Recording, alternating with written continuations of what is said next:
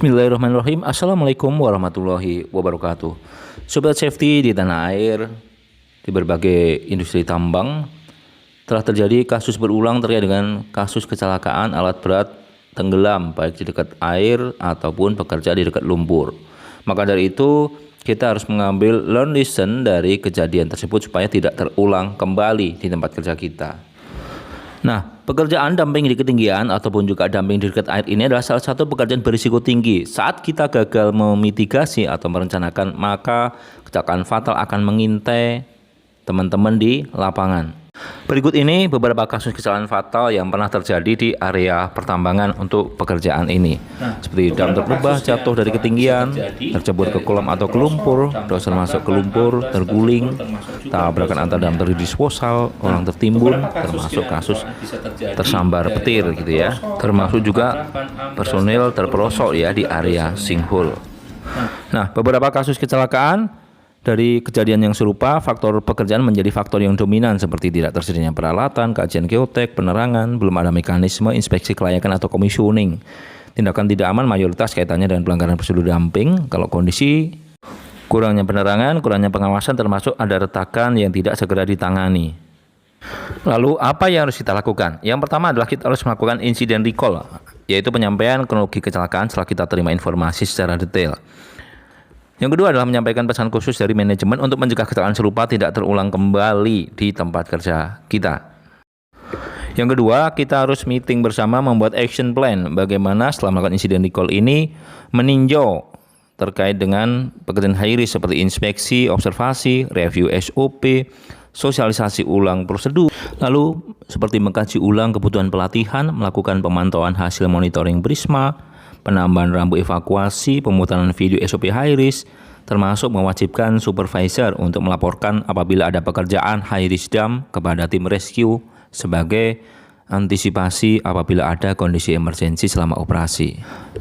Nah, tidak lupa pula kita selalu mengawali aktivitas dengan doa supaya diberikan keselamatan. Lalu bagaimana mitigasi yang selanjutnya dari aspek IBBR atau identifikasi bahaya. Kita harus melakukan identifikasi bahaya dengan detail. Ini contoh visualisasi terkait dengan aktivitas dosing material. Bagaimana sumber bahayanya, skenario kecelakaan ya harus kita identifikasi, termasuk pengendalian risiko secara komprehensif yang harus kita lakukan secara aktual di lapangan. Nah, namun apabila risikonya masih medium ataupun juga tinggi, kita perlu buat kontrol tambahan agar bisa dapat dikendalikan dengan aman kegiatan operasional kita. Selain doser, maka untuk aktivitas dumping terkait dengan penggunaan alat dump truck, kita juga perlu identifikasi bahaya, skenario termasuk juga kontrolnya, serta kontrol tambahan apabila dari IBBR atau penilaian risikonya kita dirasa masih tinggi dan perlu kontrol tambahan. Baik sobat safety, kita harus paham ketentuan atau regulasi sesuai dengan peraturan pemerintah di Kemen 1827 dan juga Kepdis Minerba nomor 185 tentang disposal. Poin yang pertama adalah KTT wajib menunjuk pengawas operasional. Tentunya pengawas ini yang melakukan kontrol di area pertimbunan. Berikut juga harus dipastikan posisinya aman, dilengkapi radio komunikasi dan rompi pantul terkait dengan APD yang mencolok di tambang. Baik sobat safety, jangan lupa ya terkait dengan metode dan rencana kerja, maka KTT harus menetapkan tentang tata cara baku untuk pekerjaan high risk dumping di ketinggian atau dumping lumpur ini. Berikut juga rencana penambangan dan juga urutan penimbunan yang disajikan dalam bentuk peta secara engineering. Berikut juga terkait dengan peralatan harus dihitung secara memadai dari aspek kajian. Kemudian ada compactor dan juga jumlah service truck dan fuel truck yang harus tersedia berdasarkan kajian analisa kebutuhan peralatan yang ada untuk pekerjaan di dumping high risk ini. Tidak lupa pula fasilitas parkir untuk kendaraan ringan dan juga alat berat harus diatur untuk memastikan semuanya bisa berjalan aman. Aspek lingkungan seperti penimbunan, kemudian sistem drainase, penerangan atau pencahayaan, tanggul pengaman, ini harus diatur untuk memitigasi kegagalan. Berikut ini adalah contoh layout ya dari hasil assessment dari best practice yang ada di pertambangan. Tentunya kita harus sesuaikan dengan aturan yang berlaku di tempat atau kebijakan dari customer kita kalau kita di IUJP. Jangan lupa sebelum memulai pekerjaan kita harus melengkapi persyaratan-persyaratan untuk bekerja di high risk dam. Contoh pengawasan, commissioning gitu ya. stage plan, SOP, informasi ke tim rescue termasuk mengisi form fit to work. Aspek pelatihan juga kita perlu atur bagaimana terkait dengan operator, kemudian pengawas dan juga rescue. Kita harus berikan kompetensi terkait dengan kompetensi rescue, termasuk di dalamnya adalah MAT rescue. Itu adalah aspek poin yang keempat terkait dengan pelatihan. Tidak lupa pula dalam hal ini kita harus memberikan briefing bagaimana tugas dan tanggung jawab pengawas untuk mengawasi di lokasi kerja, melakukan inspeksi, mencatat dan menandatangani, serta stop jika ada penurunan permukaan ataupun juga retakan yang berpotensi mengganggu operasi dan menimbulkan kecelakaan serius ataupun juga kejadian berbahaya. Itu pula dengan operator dump truck. Tugasnya kita harus sampaikan diantaranya mengikuti SOP, mematuhi acuan dumping limiter, mematuhi instruksi pengawas, termasuk menghentikan aktivitas apabila ada kondisi tidak aman, termasuk dilarang dumping jika tidak ada dumping limiter. Ini adalah deskripsi operator bulldozer. Dia perlu memprepare lokasi disposal, baik pad, tanggul pengaman gitu ya, sesuai dengan SOP dan juga peraturan. Mendorong material secara tegak lurus atau dilarang nyisir gitu ya, termasuk mengupdate dumping limiter, serta menghentikan apabila ada kondisi tidak aman dan melaporkannya kepada pengawas yang bertugas. Nah, di aspek yang kelima, kita perlu mengatur ketersediaan alat atau kesiapan alat, baik itu secara PA kita pilih, termasuk juga alat support seperti bulldozer, grader, kemudian lifting plan dan juga LV untuk support pekerjaan pengawasan yang dilakukan oleh supervisor area. Di aspek yang keenam, kita harus menyiapkan SOP yang relevan dan dipahami oleh pekerja yang terkait. Kita harus memastikan ketersediaannya di lokasi lapangan dan dipahami seperti SOP fatigue, penanganan alat berat rusak di jalan tambang, pembagian nasi dan lain-lainnya. Kita bisa membagikan dalam aplikasi berbasis Android gitu ya untuk mempermudah.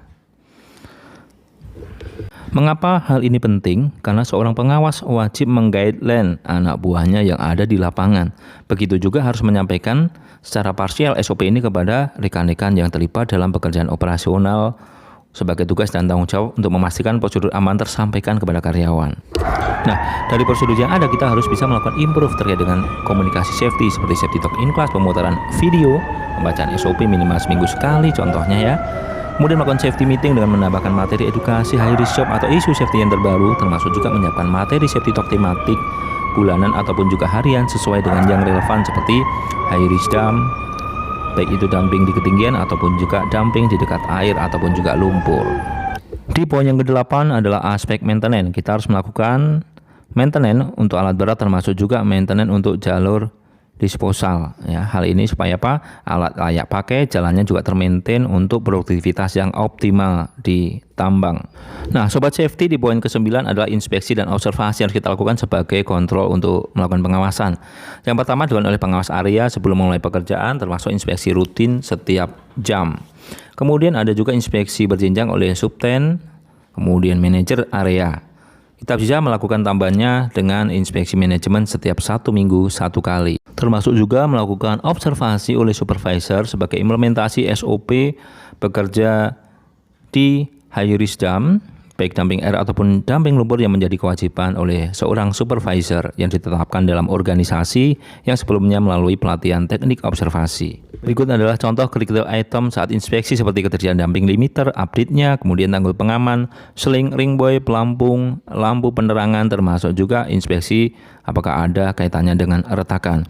Pastikan operator paham dan tahu tentang rencana ataupun juga stage plan, termasuk prosedur penimbunan, supaya bisa saling mengingatkan apabila ada kondisi ataupun juga tindakan tidak aman yang dilakukan oleh rekan kerjanya. Nah, seorang supervisor harus memahami cara menangani keretakan di area disposal. Seperti best practice-nya adalah stop pekerjaan, lakukan demarkasi area disposal, termasuk memindahkan atau mengalihkan jalur dumping ke tempat yang aman, melaporkan ke superintendent atau section, termasuk juga ke geotek untuk koordinasi tindakan penanganan selanjutnya, dan juga pastikan harus dilakukan dengan aman dengan membuat CSA terlebih dahulu. Baik, di poin yang ke-10 terkait dengan emergency management, kita harus menyiapkan manual prosedur keadaan darurat termasuk dalam hal pertolongan dumping di ketinggian, termasuk juga terpelosok ke dalam lumpur. Kompetensi MAT rescue kepada tim emergency response, prosedur pelaporan darurat, pelatihan first responder, emergency drill untuk aktivitas high risk dump ini, termasuk latihan periodik untuk tim emergency response. Menyiapkan emergency escort point dan juga fasilitas. Kita bisa bekerja sama untuk menyiapkan chopper apabila ada kondisi darurat untuk evakuasi mengantisipasi kehilangan nyawa seseorang akibat kondisi dalam operasional pekerjaan high risk dam ini. Nah, Sobat Safety, kita pun juga harus merancang prosedur emergensi terkait dengan skenario emergensi seperti evakuasi alat, termasuk juga personel dengan mengacu pada aturan yang berlaku, manual pabrikan alat, termasuk SOP perusahaan, supaya saat ada kondisi emergensi kita bisa tepat sasaran dan efektif. Demikian disampaikan. Akhirul kalam. Wassalamualaikum warahmatullahi wabarakatuh.